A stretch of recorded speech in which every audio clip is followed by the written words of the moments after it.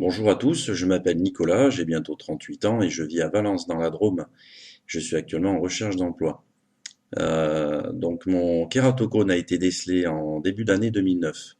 Alors, ce qu'il faut savoir, c'est que sur ma dernière activité professionnelle, donc j'ai eu un fonds de commerce informatique, un magasin d'informatique, sur l'année 2008-2009, et c'est, je dirais, à partir de l'année 2008, en fait, que j'ai commencé un petit peu à me plaindre de ma vue. Des petites déformations au loin, bon voilà, des difficultés pour voir loin, même des fois de près. Et bon, j'ai pas laissé traîner parce que des fois ça allait pas, c'était coup-ci coup-ça. Mais bon, sur le deuxième semestre, effectivement, ça s'est un petit peu plus accentué, on va dire. Et donc, début d'année 2009, j'ai pris rendez-vous chez un ophtalmo pour faire un contrôle. En même temps, ça faisait un petit moment que j'en avais pas fait. Et comme ça, j'ai dit, on verra bien ce que j'ai. Et donc, début d'année 2009, je suis allé voir un ophtalmo. Et donc, c'est là qu'on m'a décelé un kératocone sur l'œil gauche. Voilà. Alors, au moment où je sais que j'ai un kératocone, jusqu'au moment où je sais que je vais rentrer à l'hôpital pour avoir la greffe, il y a toute une période, il y a pratiquement bien 3 ans bien tassés qui s'écoulent, où effectivement il faut vivre avec cet handicap, avec ce mal entre guillemets.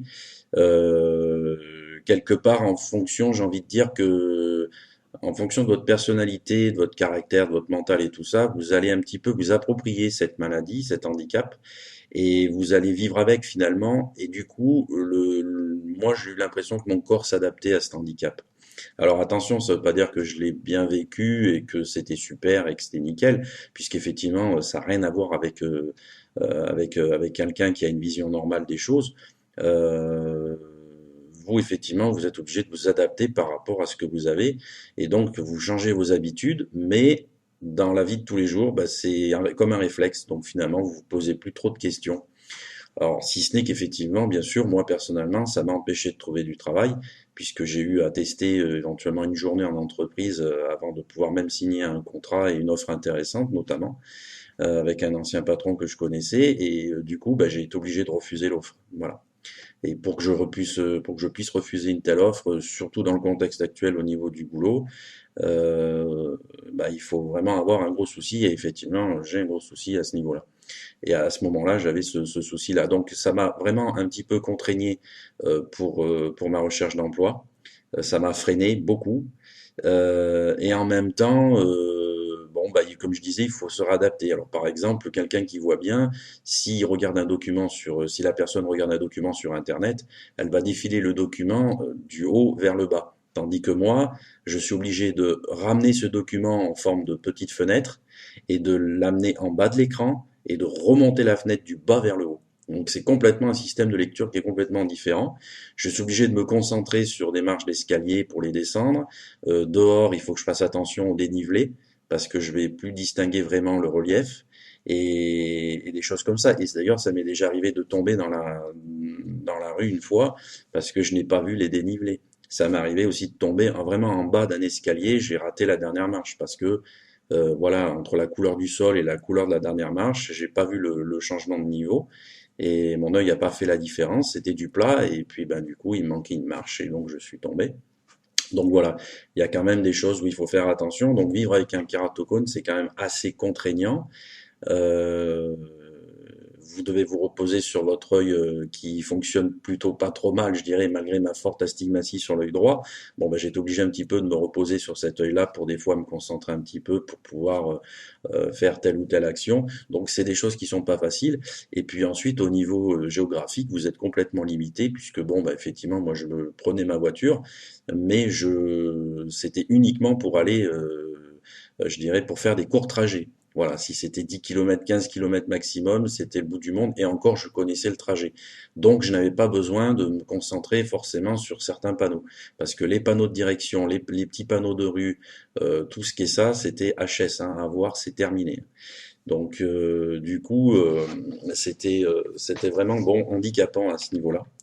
Donc voilà, mais malgré tout, il faut vivre, je dirais normalement entre guillemets, et puis essayer de passer outre en attendant effectivement d'avoir effectivement l'autorisation comme quoi on peut vous greffer. Alors, on peut se poser la question dès le moment où pourquoi en fait on ne propose pas la greffe tout de suite lorsqu'on sait qu'on a atteint un kératocone et pourquoi il faut attendre, pour moi personnellement, 3 ans en attendant, c'est-à-dire qu'après on me dit bah voilà votre cornée est vraiment malade, il faut greffer.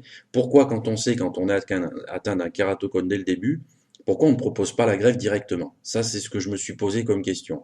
Alors, effectivement, peut-être qu'effectivement, il y a des kératocones qui évoluent plus ou moins vite, et des fois, avec des lentilles correctrices, on peut essayer de ramener un petit peu la forme bombée de la cornée, et essayer effectivement comme ça de voir les choses. Mais enfin, ceci dit, je pense que dès le moment où on atteint un kératocone, ça veut dire que la cornée est malade, donc, je veux dire, elle est condamnée, je dirais, de toute façon, à s'affaisser, la cornée, et à se détériorer.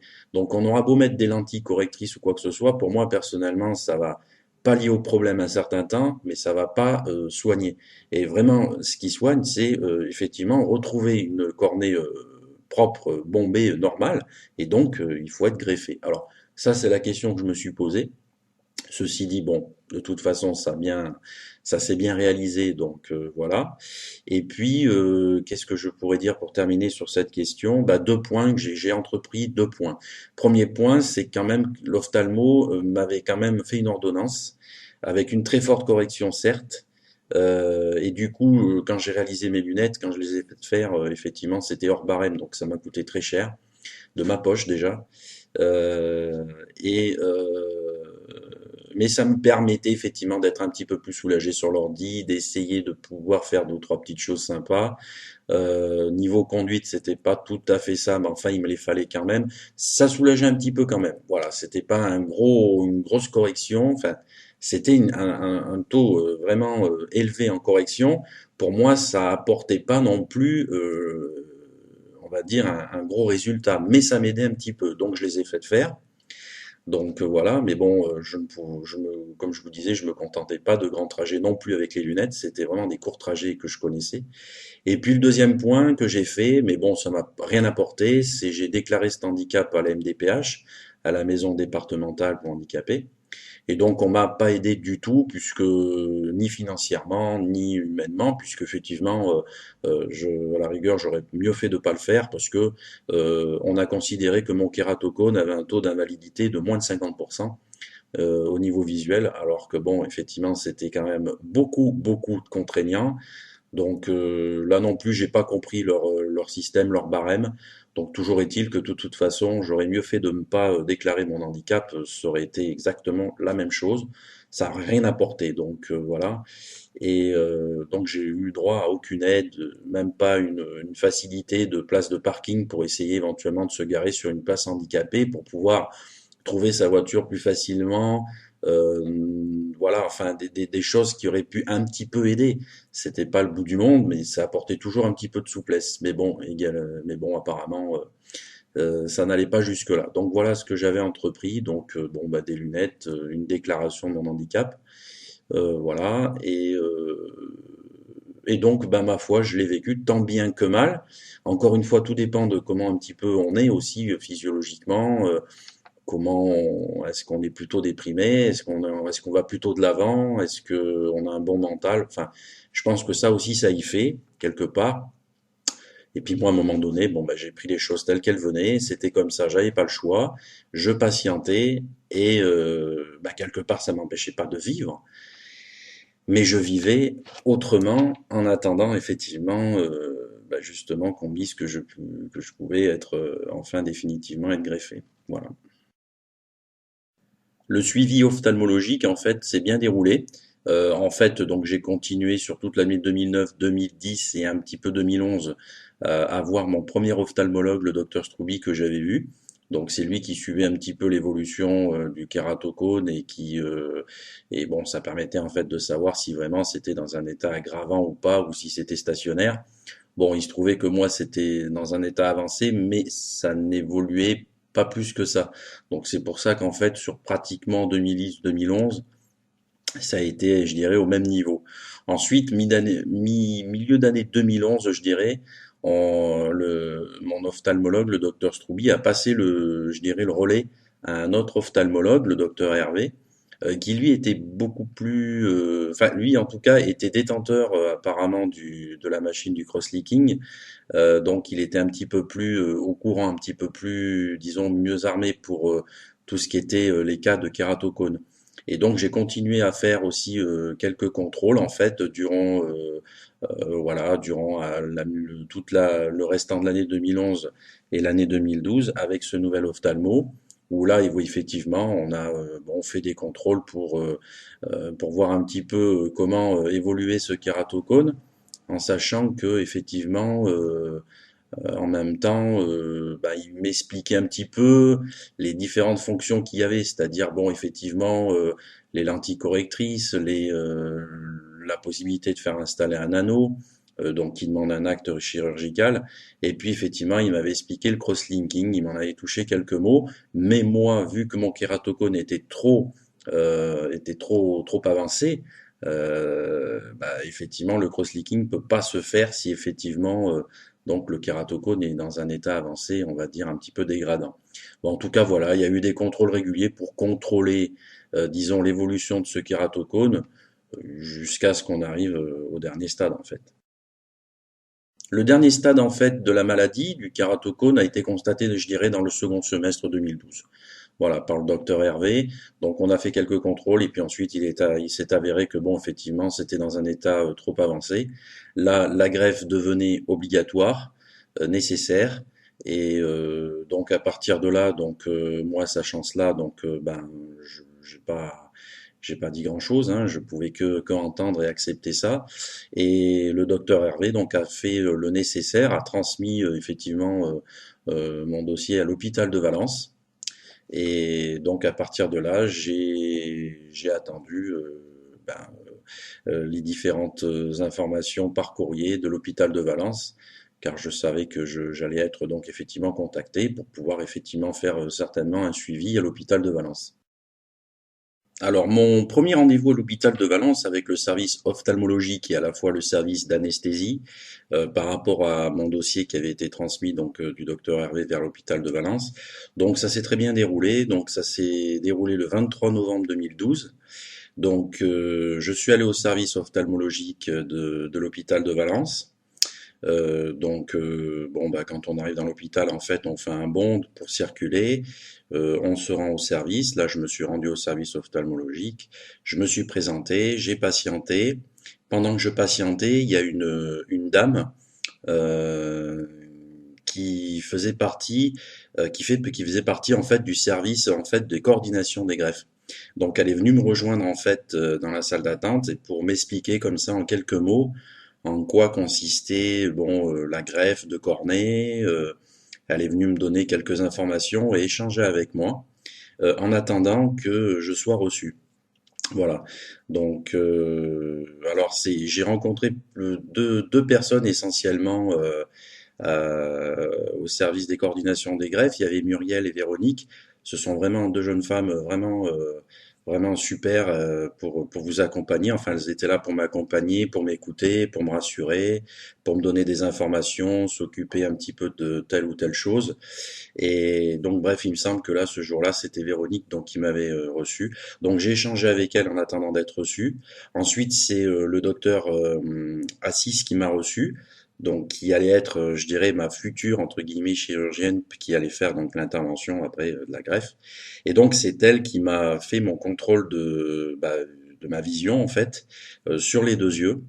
Et donc bon voilà, elle m'a bien confirmé qu'effectivement qu'une greffe sur l'œil gauche était vraiment donc de toute façon nécessaire et puis on pouvait pas passer à côté. Donc à partir de là voilà, donc les contrôles visuels ont été faits. Euh, et ensuite, à partir de là, je suis redescendu après au rez-de-chaussée de l'hôpital pour aller rejoindre en fait un anesthésiste au service anesthésie qui lui m'a posé des questions. Ça a été plus un jeu de questions-réponses. Il n'y a pas eu d'examen physique approfondi ni autre. Et donc voilà, donc ça s'est passé le 23 novembre 2012. Donc j'ai eu ces deux entretiens, service ophtalmologique, service d'anesthésie, et puis ensuite je suis rentré chez moi. Mais bon, ça s'est très bien passé, et puis donc c'est là que je me suis rendu compte que, entre autres, qu'on était donc accompagné par des personnes du service des coordinations des greffes, et qui était là pour répondre à nos questions et à nos doutes. Et puis, effectivement, voilà, on pouvait donc en tout cas échanger et communiquer. Alors le jour de cet entretien au service ophtalmologique avec le docteur Assis, le 23 novembre 2012, donc il m'a été confirmé qu'il fallait faire donc une greffe sur l'œil gauche et il y a eu un élément nouveau, c'est qu'il y avait un début d'un kératocone qui se prononçait cette fois-ci sur l'œil droit. Voilà. Donc je dirais que c'est cet élément nouveau qui a été décelé le 23 novembre 2012 et donc il a fallu donc en même temps tenir compte et c'est là qu'effectivement, après derrière, j'ai envisagé de revoir mon ophtalmologue en vue de lui parler donc du crosslinking. Mais donc effectivement, voilà, ce jour-là, il y avait un début de kératocone qui s'amorçait sur l'œil droit. Alors, le jour de cet entretien, donc au service ophtalmologique, et en l'occurrence l'hôpital de Valence, toujours ce 23 novembre 2012, je pense pas personnellement avoir posé les questions toutes les questions qui me traversaient par la tête parce que à ce moment-là, en fait, j'ai été pris dans une sorte de flux où à la fois je dirais bon bah je suis comme tout le monde, c'est-à-dire j'attends mon tour pour passer au service et d'être examiné, je suis pas tout seul. On sait qu'on peut pas non plus s'éterniser trop longtemps et je pense pas que à ce moment-là il me venait des questions à proprement parler. Je me suis laissé un peu emporter par ce flux de bilan, c'est-à-dire que j'ai écouté le docteur Assis me dire bon telle ou telle chose, mais je suis pas tombé des nues non plus, mais voilà, on est un petit peu abasourdi, on apprend en plus en même temps qu'il y a un début de kératocone sur l'autre œil, donc voilà, et là les questions viennent pas en fait en tête de suite. Et on se laisse effectivement voilà, mener par l'examen qui doit avoir lieu au service ophtalmologique et au service anesthésie, et on rentre chez soi. Voilà. Donc ce jour-là, je n'ai pas pu poser des questions parce que tout simplement, elles me venaient pas en tête. Alors après ce premier entretien au service ophtalmologique de Valence, donc l'hôpital de Valence, le 23 novembre 2012, je rentre chez moi le soir et c'est là qu'effectivement me viennent des questions. Donc je commence un petit peu à gamberger, j'écris un petit peu des questions sur un bout de papier et en fait je décroche tout de suite mon téléphone, je rappelle le service des coordinations des greffes, je retombe sur Véronique et là, je lui fais part que j'ai besoin de parler de tout ça, de poser des questions cette fois-ci. Et donc, elle m'invite dès le lendemain, le 24 novembre 2012, entre 8 heures et 9 heures, à la rejoindre à son bureau avec une de ses collègues pour pouvoir parler de tout ça. Donc, chose faite. Et donc ce jour-là, je prends l'initiative avec mon téléphone mobile en même temps d'enregistrer ce qui va se dire en fait, pour que je puisse moi après chez moi me réécouter et bien m'imprégner de tout ça. Et donc on reparle de la grève, du cheminement, de l'hospitalisation, parce que bon moi en fait je le répète, hein, c'était la première fois de ma vie que j'allais être hospitalisé dans ma vie, que j'allais être endormi, que j'allais être greffé, donc vraiment toute première fois en tout le domaine hospitalier. Donc certaines peurs, certaines angoisses, certaines interrogations, et là je parle librement. Donc là, ben, j'ai pu discuter pendant facilement une heure et demie. Et donc après, à la fin de cet entretien, donc ben, on a arrêté donc une date en tout cas, qui était le 7 février 2013. Alors en même temps, je précise l'enregistrement, comme je disais à l'instant de cet entretien ce jour-là, avec le service des coordinations des grèves, je l'ai posé aussi en vidéo et comme ça vous permettra vous qui m'écoutez actuellement de pouvoir aussi vous imprégner de cet enregistrement et de ce qui s'est, de comment ça s'est déroulé. Et en tout cas, en arrêtant la date du 7 février 2013 pour l'hospitalisation, il s'est avéré qu'après confirmation, ça a été reporté au 7 mars 2013.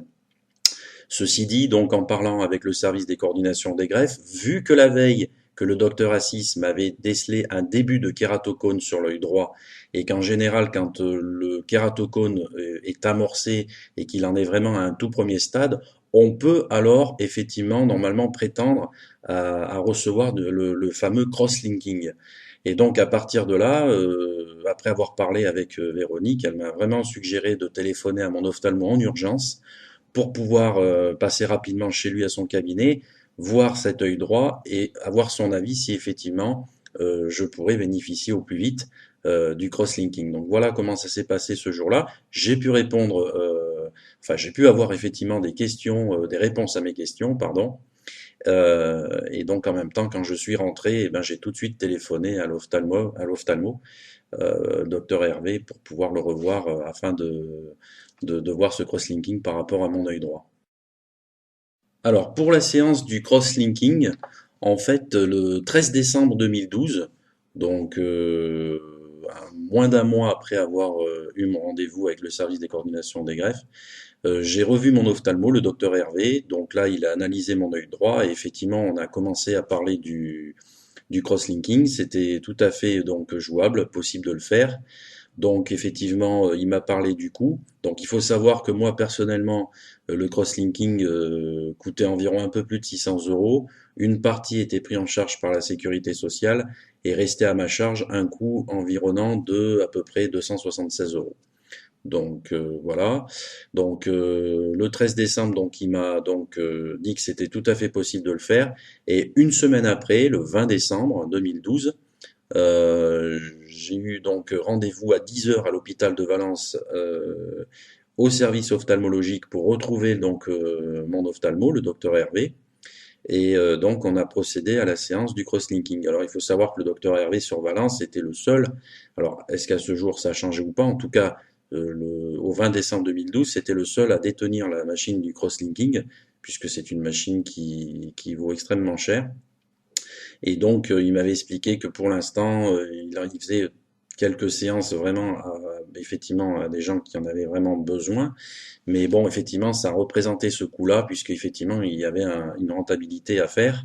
Et effectivement, ensuite, la machine allait être effectivement plus disposée au gré de l'hôpital, afin qu'effectivement, que ça puisse être mieux pris en charge. En tout cas, le coût de 276 euros, finalement, c'est comme si ça revient en fait à acheter le collier spécial, le produit spécial dont on a besoin, et c'est ça en fait qui coûte, on va dire, cher. Donc en tout cas, voilà, je ferme la parenthèse là-dessus. Donc ce jour-là, donc j'ai rendez-vous à 10 heures, donc voilà, donc je rentre dans une pièce, et en fait, c'est assez simple, il n'y a pas vraiment de, je précise pour ceux qui m'écoutent, de peur à avoir ou d'angoisse à avoir, puisqu'il n'y a aucun acte chirurgical. Donc en fait, moi, il m'a tout simplement fait allonger sur une espèce de table, bon, la tête bien disposée, bien droite. Ensuite, il prend une sorte de petite pince pour effectivement un appareil qui place sur l'œil droit au niveau des paupières pour éviter que je ferme en fait et que je cligne des yeux au niveau de l'œil droit en fait. Donc ça permet en fait que l'œil reste bien ouvert. Ensuite, il insère comme si une sorte de petite bassine, comme si en fait il glissait une sorte de lentille en fait, mais ça fait comme une petite bassine, voilà, et dans lequel il va injecter le collier spécial qui est de couleur jaune fluo, vert fluo, et en fait ça va inonder un petit peu proprement toute la surface de l'œil, de la cornée surtout. Et ensuite, il fait ça pendant une demi-heure avec des petites pauses de 5 minutes, c'est-à-dire qu'il vous met le produit, il faut attendre un peu, ensuite il vous en remet. Donc ça dure comme ça une demi-heure, puisque la séance au total dure 1 heure, et c'est coupé en deux, une demi-heure d'injection de produit, de collyre donc spécial là, et ensuite une autre grosse partie qui dure aussi une demi-heure, où là effectivement il vous place donc une lampe au-dessus de votre œil, donc ça fait comme une lampe en fait noire. Tout autour ça clignote vert. Et en fait au milieu vous voyez, enfin moi je voyais comme un oscilloscope rouge. Et en fait ça bombarde d'UV en fait la cornée en fait. Et c'est ça qui est censé un petit peu stopper le processus de l'évolution du kératocone. En tout cas, ça évite une greffe. Voilà. Et lui, après l'ophtalmo, contrôle sur un écran à la fois bah, que tout se passe bien, que votre œil est bien disposé, que c'est bien centré. Et donc effectivement, voilà, je crois qu'aussi que pendant que le bombardement se fait, à un moment donné, il est obligé ça bip et il est obligé de vous remettre un peu du produit. En tout cas, voilà, c'est vraiment un acte banal, je dirais. On craint rien du tout. Bon, il faut pas chercher à cligner des yeux ou à fermer son œil, sinon après effectivement ça devient un petit peu pas pénible. Mais bon, après il peut y avoir un petit désagrément. Donc il faut vraiment être relax et puis être serein. C'est vraiment pas grand-chose. Et bien sûr, on est habillé, hein, il n'y a pas de souci, je le précise, hein, pour ceux qui connaissent pas du tout le principe.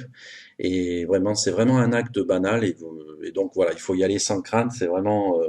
C'est vraiment trois fois rien. Alors après, sur Google, notamment sur Google Images, si vous tapez crosslinking, vous allez pouvoir trouver des appareils différents qui ont un aspect plus ou moins tous différents. Donc il doit exister plusieurs modèles. Après, vous voyez vraiment, peut-être que c'est un petit peu impressionnant de voir ce produit vert fluo et jaune fluo dans l'œil, mais c'est qu'un aspect visuel qui est impressionnant. Mais quand vous le vivez après de plein fouet, c'est beaucoup beaucoup moins impressionnant.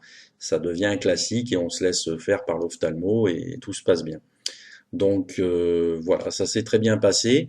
Et donc à la fin, il peut vous mettre sur ordonnance un petit produit à prendre pour réhydrater l'œil un petit peu.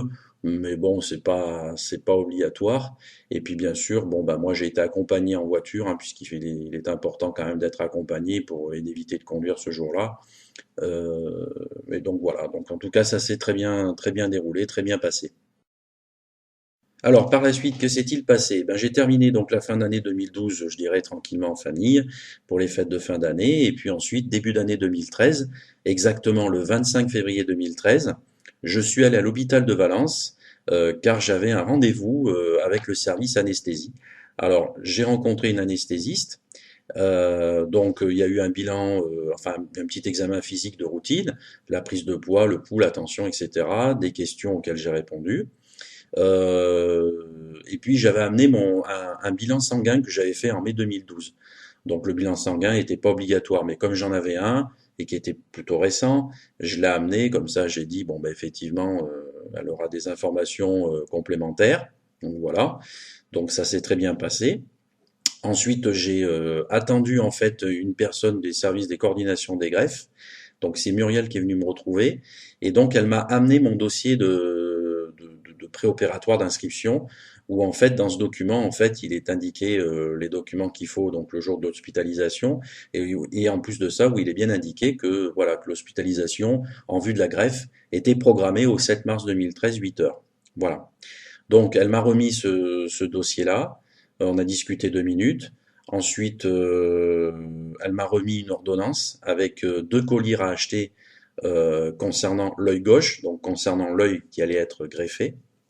Et donc, ce que j'ai fait en même temps, alors le lendemain ou le surlendemain, je suis retourné à l'hôpital. J'aurais pu le faire le jour même, mais bon, il y avait quand même du monde. Mais je suis retourné très rapidement à l'hôpital parce que, avec ce dossier de préinscription, j'en ai profité pour vraiment faire enregistrer mon hospitalisation.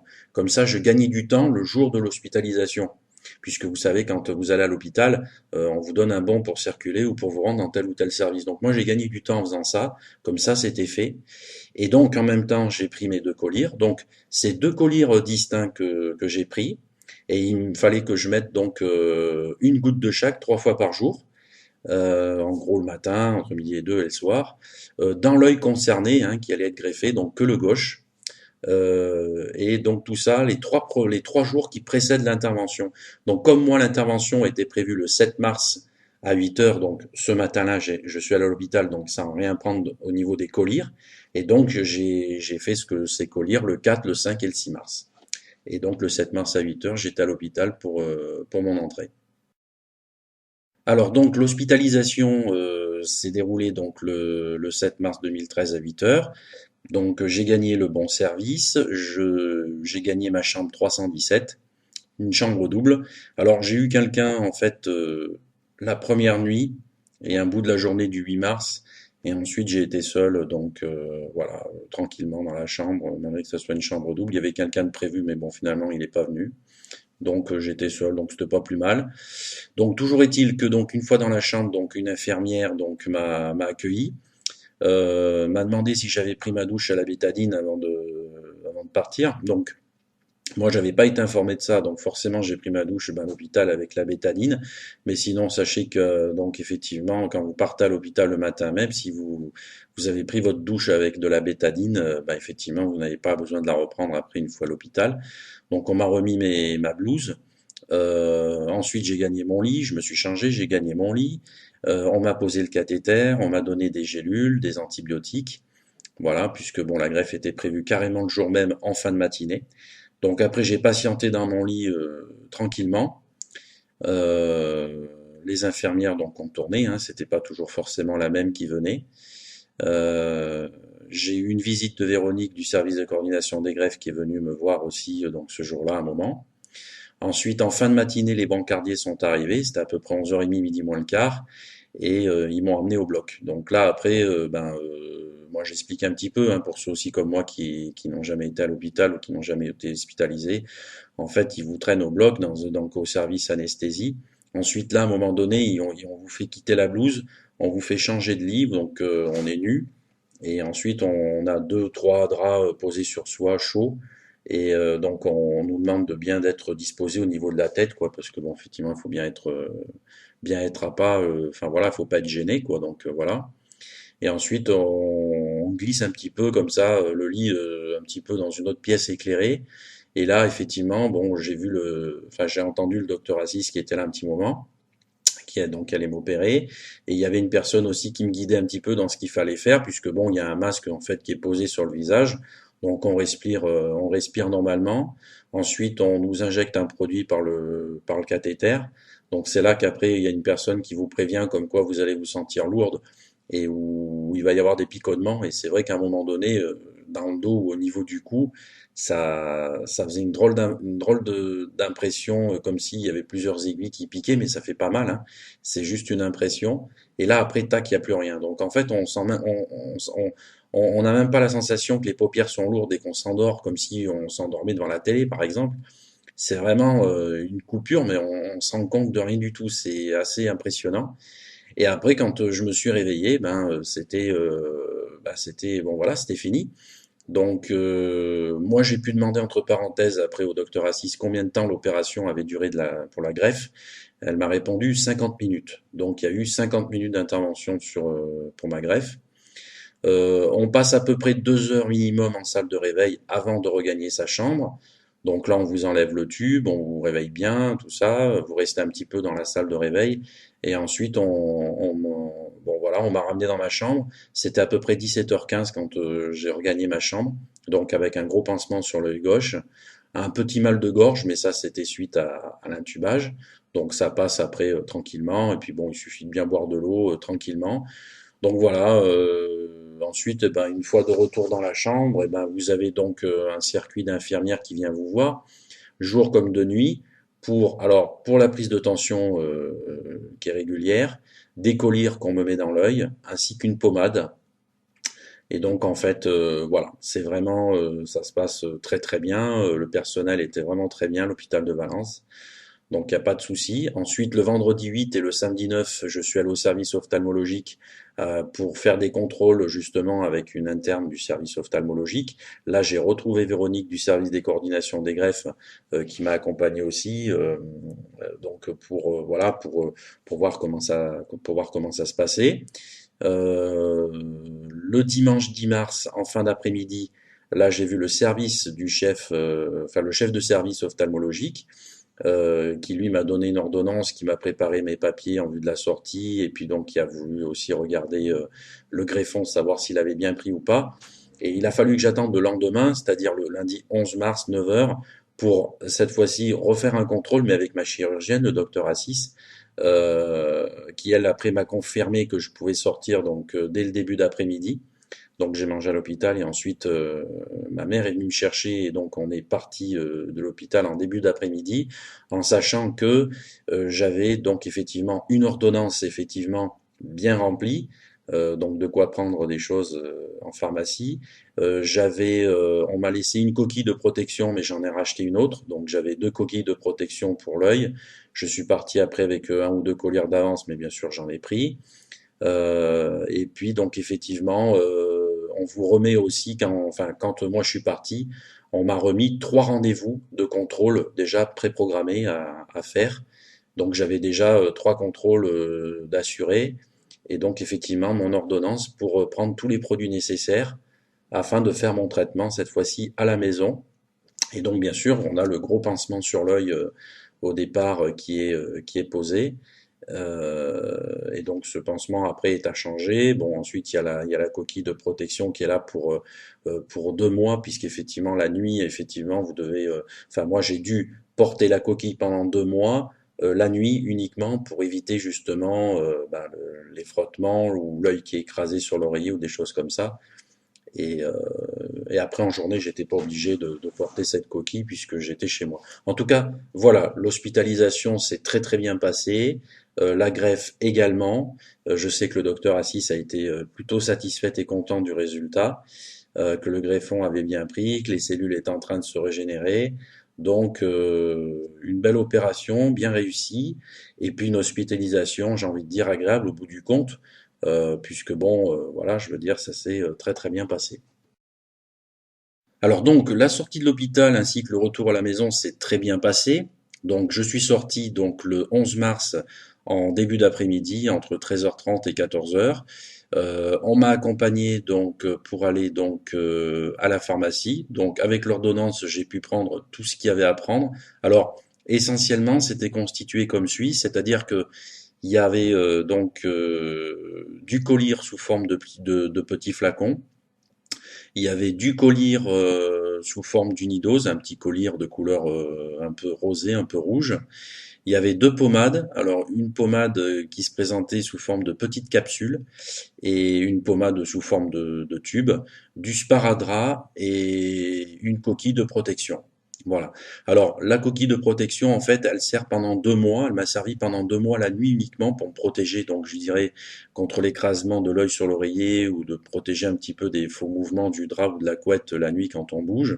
Après la journée, moi, j'étais chez moi. Donc, en fait, si vous voulez, je mettais pas ma coquille. Et comme je sortais pas de l'appartement, véritablement, j'avais, comme j'ai précisé en avant dans la vidéo, j'avais fait faire des lunettes avant, avant d'être greffé.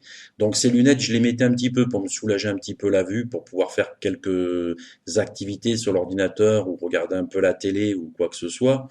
Mais en même temps, du coup, ces lunettes, le fait qu'il y avait du verre devant l'œil gauche, bah, ça me servait un peu aussi de protection en étant à la maison. Voilà. Bon, il est bien évident qu'après, quand je sortais, en fonction du temps surtout, pour éviter les mauvais vents forts ou des choses comme ça, à ce moment-là, j'utilisais ma coquille de protection. Voilà. Donc, mais essentiellement à la maison, des fois je mettais mes lunettes, enfin mes vieilles lunettes ou rien du tout. Donc ensuite, quand je suis rentré à la maison, ce qui se passe, c'est que bon, effectivement, pour mettre la pommade dans l'œil, c'est pas évident parce que quand on vient d'être greffé, enfin en tout cas pour moi, je n'arrivais pas encore à apprécier la distance du tube, du bout du tube vers ma paupière. Donc j'aurais pu trop avancer le tube et finalement je me le serais mis peut-être trop rapidement dans l'œil. Enfin voilà, il y avait encore cette mauvaise appréciation de la distance en fait.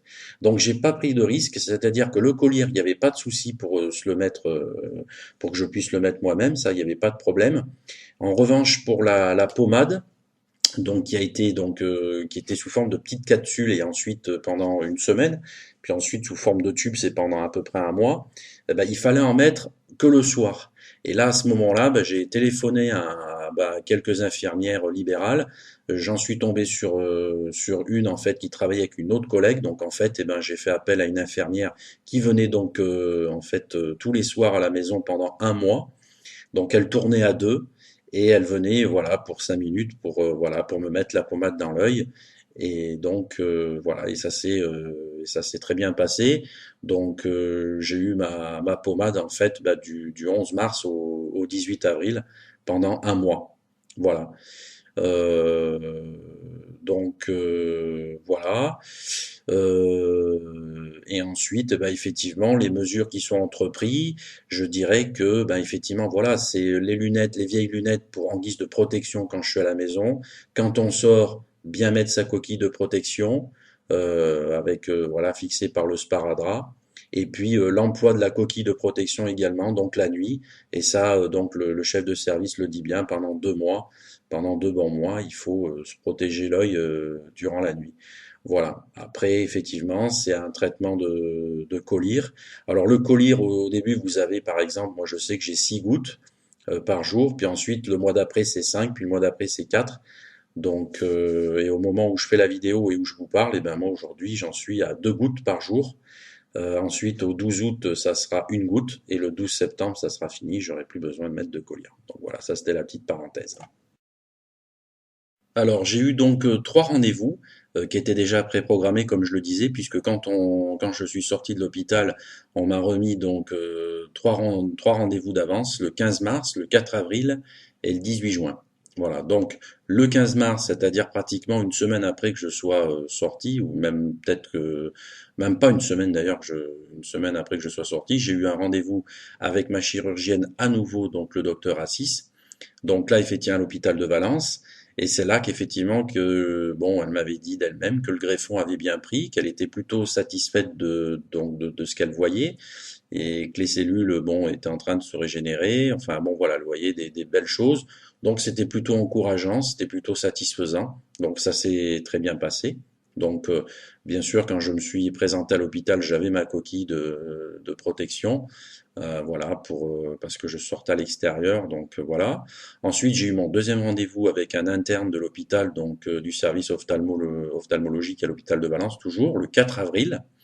Donc là, bon, en fait, je m'étais pas plaint, mais en fait, si vous voulez, ça fait une sensation bizarre parce que quand effectivement on a une greffe de cornée, on a la sensation un petit peu d'avoir comme un petit peu du grain de sable dans l'œil. Alors, pas vraiment comme si on avait du grain de sable et qu'il faille tout le temps cligner des yeux pour essayer d'enlever ça, mais en fait, ça fait comme si l'œil était un peu sec. Donc, quand on ferme l'œil, quand on cligne des yeux doucement, qu'on ferme la paupière et qu'on réouvre, on a l'impression que ça vient un petit peu, voilà, on a l'impression que c'est à ce niveau-là qu'il y a ce petit désagrément.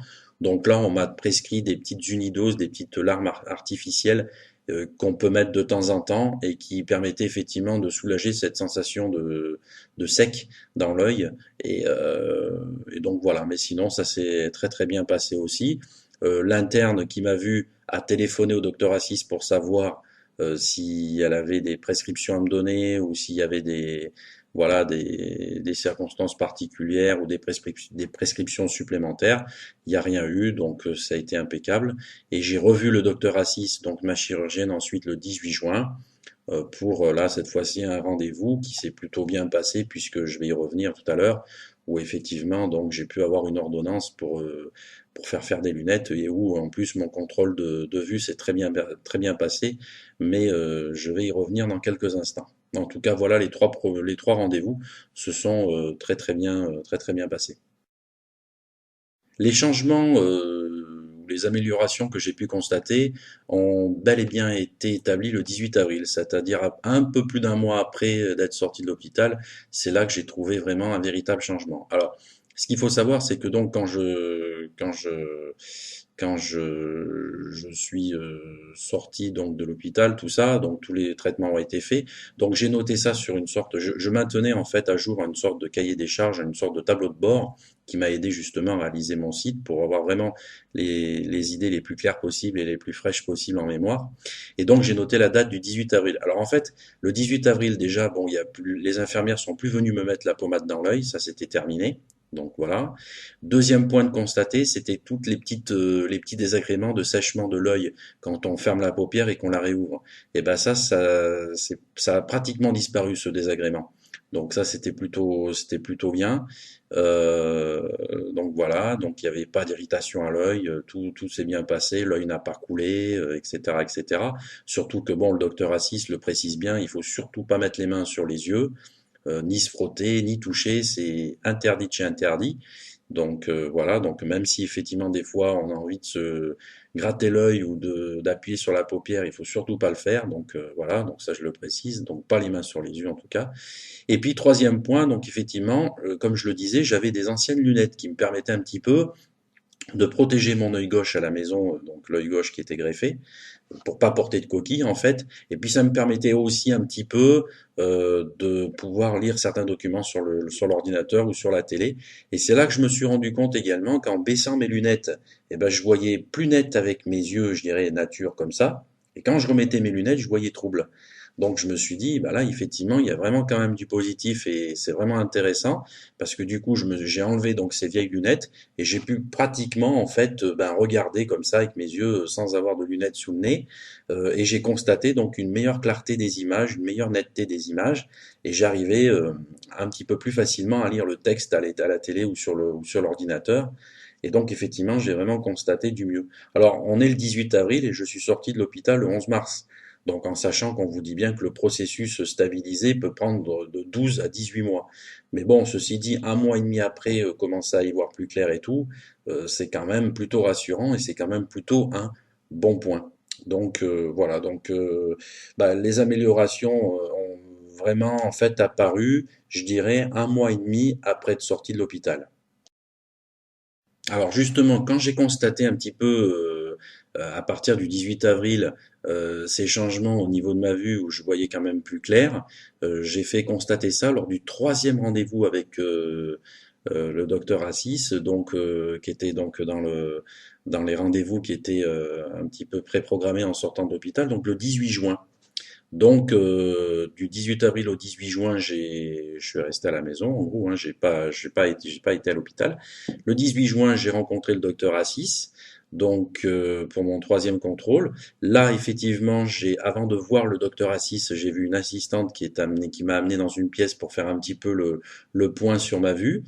Et donc, donc j'ai commencé à lire, vous savez, les fameuses lettres là sur le petit tableau rétroéclairé.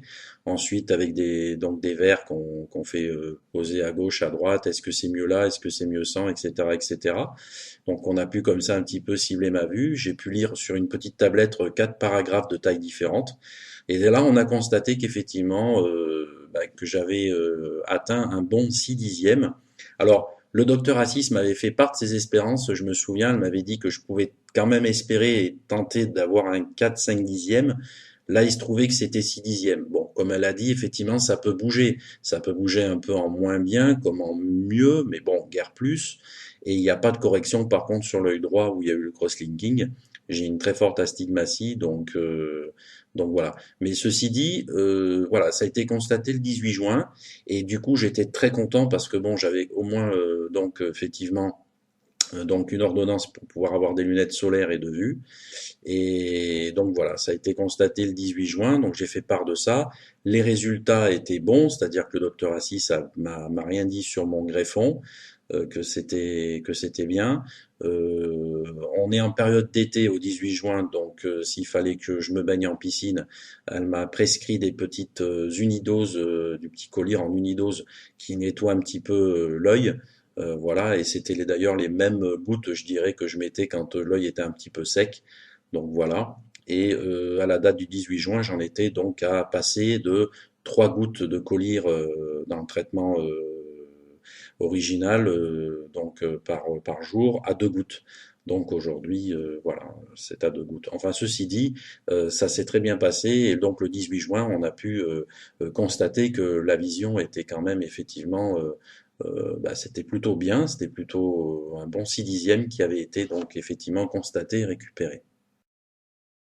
Eh bien, donc pour aborder cette dernière question, qui est plutôt un avis personnel un petit peu donc sur tout ça, donc aujourd'hui comment je me sens? Alors aujourd'hui, ce qui se passe, c'est que bon, moi je vais dire la vérité, je constate une petite peut-être légère baisse de vue par rapport à ce qui a été constaté donc le 18 juin. Donc pour l'instant, je suis pas en doute, mais j'attends un petit peu avant de revoir peut-être le service ophtalmologique pour refaire un point. Pour l'instant, je suis pas alarmé. Je constate juste que j'ai ma vue qui effectivement le matin et l'après-midi a un petit peu du mal à être présente. Et vers la fin de l'après-midi, début de soirée, ça va, je peux mieux lire sur l'écran d'ordi. Enfin voilà, je constate ça, c'est un tout petit peu bizarre. En même temps, j'ai été prévenu puisque le docteur Assis m'a dit que bon, ça pouvait bouger.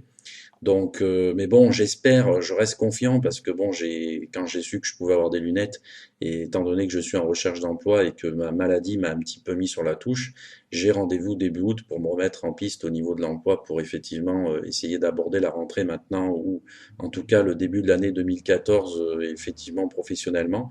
Donc j'espère pouvoir trouver quelque chose. Ceci dit, bon, je me sens bien, moralement également. Vis-à-vis de mon œil, bah, je fais avec, ça va très bien. J'ai plus de désagréments. Il y a vraiment, voilà, comme si tout était normal. J'ai mes lunettes, donc de vue et solaire également, que j'ai fait faire donc début juillet, donc voilà. Donc je continue mon traitement. Donc comme je disais, j'en suis à 2 gouttes par jour, puisque au 12 août j'en serai à 1 goutte, et ensuite au 12 septembre j'ai plus de collyre officiellement à mettre. Mon traitement sera terminé officiellement le 12 septembre. Donc voilà. J'ai une topologie des 2 yeux à faire en décembre. Donc je reprendrai rendez-vous avec le service ophtalmologique de l'hôpital de Valence en septembre pour avoir un rendez-vous à peu près sur décembre pour normalement faire donc une topologie qui sera faite peut-être par le docteur Assis. Également, alors c'est là qu'après il faudra que j'essaye de recontacter mon ophtalmo qui pour l'instant là est fermé, est en vacances jusqu'à fin juillet.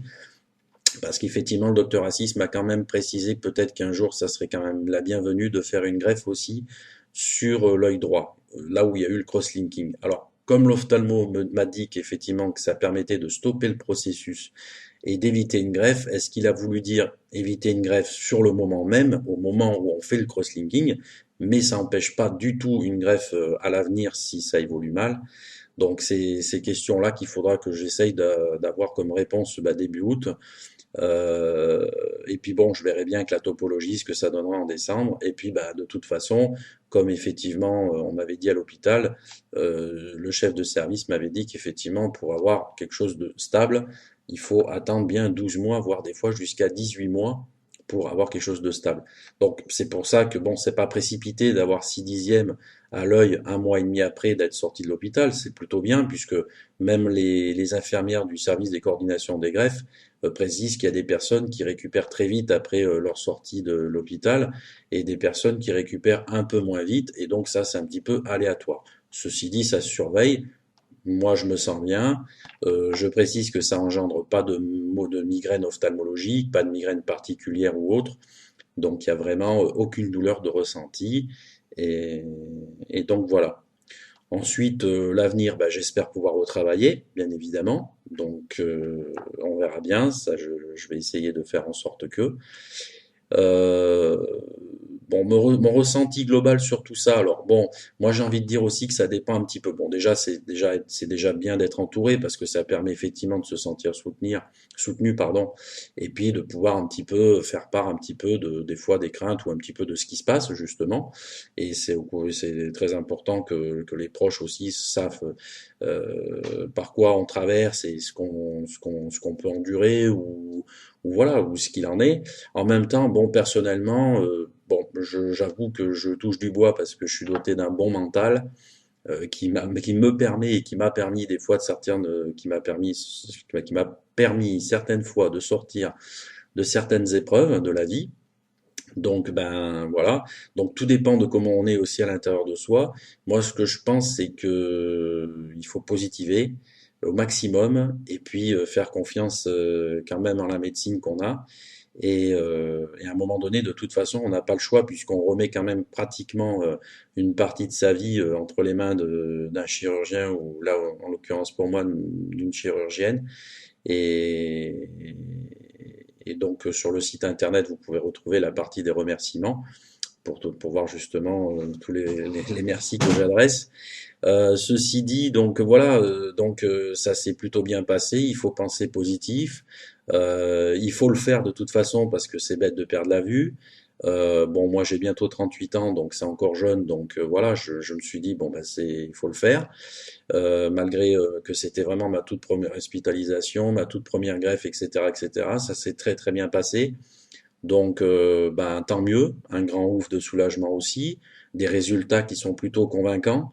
Donc, moi, ce que je peux dire à ceux ou à celles qui sont atteints d'un kératocone et qui sont comme moi, c'est-à-dire au moment où elles ont ça, et elles hésitent à se faire opérer ou à se faire greffer ou à faire ci, et puis bon, l'hôpital, tout ça et tout. Il faut le faire, il faut y aller. Moi, je l'ai fait et je peux te dire que j'étais vraiment angoissé et j'avais peur. Voilà, je savais pas du tout comment ça allait se passer.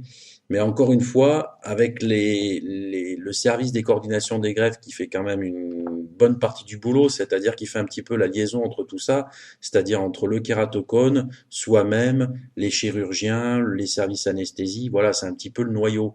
Et quand on peut parler, quand on peut poser des questions, y avoir des réponses, c'est quand même assez déjà intéressant. Ça permet de mâcher un peu le travail et ce qui nous attend. Et donc, ça permet d'être assuré. Donc, il faut vraiment y aller sereinement, confiant, se dire que ça va le faire. Il faut être positif. Voilà, garder le sourire, garder son humour, si on en a, entre parenthèses, c'est pas plus mal. Moi, je sais que moi, je sais que j'adore ça, donc c'est ce qui m'a permis peut-être, et c'est ce qui me permet des fois de bien avancer dans la vie. Mais bon, voilà, je veux dire, c'est bien, il faut le faire et ça se passe bien. Voilà. Donc, au bout du compte, après, il faut rien lâcher et puis se dire que ça va le faire, que ça va être que mieux et que de toute façon, c'est vraiment une petite mauvaise passe, c'est une petite mauvaise période, on va dire, à passer, mais qui après, peut-être pour vous, peut vous apporter beaucoup de bonheur et beaucoup de bien-être surtout pour pouvoir au moins retrouver une vision normale et sortir de cet handicap. Donc, voilà, soyez confiants et voilà, ça se passe très bien.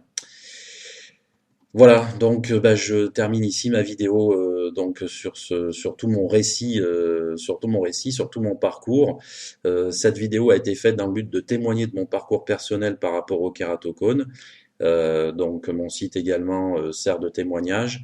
Donc on retrouve tout ce que j'ai dit en vidéo par écrit sur le site internet et pour ceux qui arriveraient pas à lire ou qui ont du mal à lire, pour ceux qui sont atteints de kératocone, justement, j'ai eu l'idée de faire cette vidéo sous forme de questions-réponses, de façon à ce que ça soit plus facile, puisqu'effectivement, il n'y a plus qu'à écouter. Et en tout cas, voilà, j'espère qu'en tout cas, qu'à travers mon témoignage, mon parcours personnel, j'ai pu peut-être apporter des points ou éclaircir des points pour certains. Et je reste tout à fait ouvert à des questions ou autres si effectivement il fallait que j'apporte des éléments complémentaires. Je vous remercie de votre attention et bon courage pour la suite. Et puis voilà, et soyez heureux.